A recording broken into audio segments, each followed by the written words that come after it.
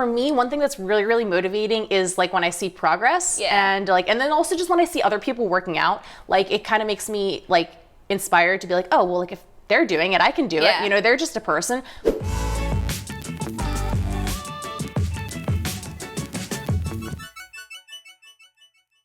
Hello, I'm Susan Post, Associate Editor of Columbus Underground, and I have with me today Jess Brohart, who's esports host, gamer, and streamer. Yep. And we are going to talk about none of those things. We are going to talk about fitness. Yay! Which is another thing that's really, important part of your life.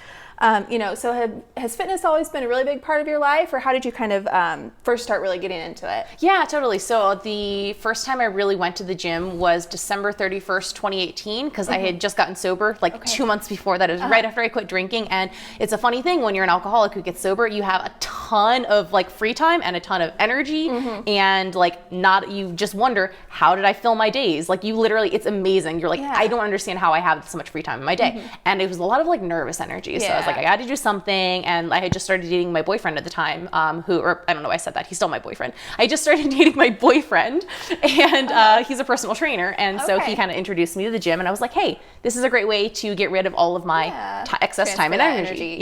So, and I just fell in love with lifting. Great. Well, that's kind of actually my next question. So what's your go-to workout, and what do you really enjoy doing? Yeah. Well, so I love, I do run, but I'm not one of those, I don't love it. I've done a couple half marathons, and I force myself to do it. And I like it, but I don't love it. But what I love doing is lifting. So just traditional squat, bench, deadlift, maybe some overhead press, things like that. I have a home gym in my basement, which is been a really nice kind of haven during COVID. And I have, regular Olympus-sized barbell. I have some crappy little squat racks set up and a nice bench and everything. You're still doing it. It works. Yeah, I'm doing it. It works for me. It's very convenient. So, a lot of people, self-included, are always trying to, get more into working out and fitness. So kind of, where do we start, and how do you stay motivated?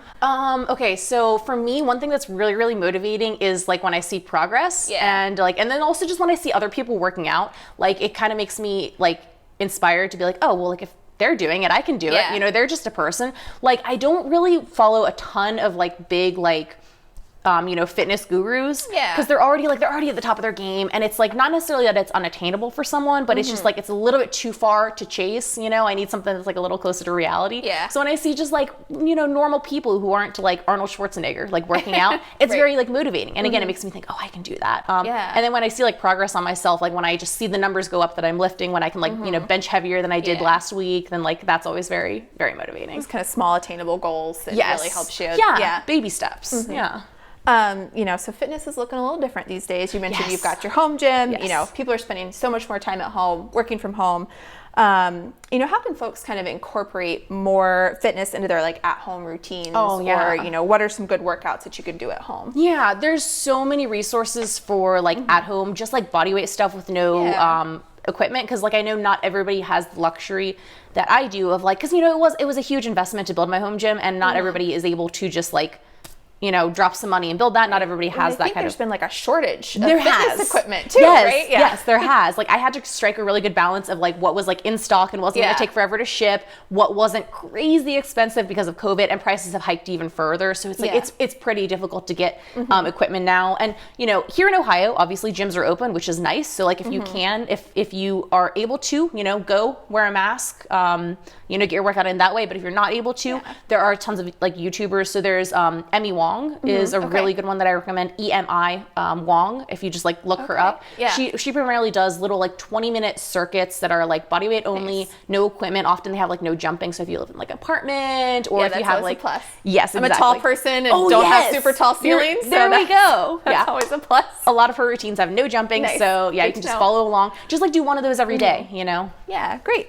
Fitness can kind of go beyond lifting weights or HIIT workouts and stuff like that. What are some other fun ways you kind of incorporate fitness or things that people could do to stay active? Well, let's see. It sucks because there's so much, going back to the COVID thing, there's so much that's not available. Normally I would say, oh, go to a climbing gym and do wall climbing. Because that's super duper fun and it's a great workout, but it's kind of difficult these days. But maybe take a virtual dance class. There's a bunch of dance studios here in town. I have a couple friends who one of my friends runs a tango studio, and she's been doing virtual classes.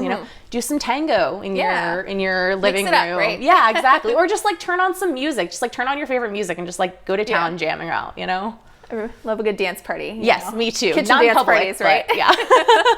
And you mentioned one great YouTube channel already, but any other kind of recommendations of resources or videos to watch? I think you've got a few of your own out there in the wild too. I did for a while back in February, right when COVID was kind of starting and starting to get bad and stuff like that. I only ended up doing 4 total. I counted. So I have a playlist on my YouTube channel that is like at home, fitness. If you guys want to check it out, they're not very good. And the problem is they just took so long to produce. Like I was having a ton of fun doing them, but they just took, because it's all the filming and all the editing.